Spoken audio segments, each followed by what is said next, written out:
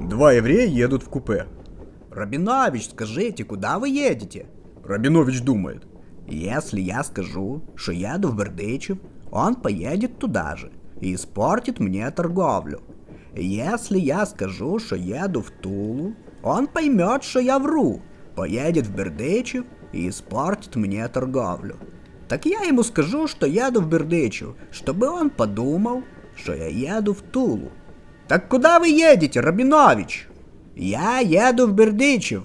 Нет, вы врете. Вы едете в Бердичев.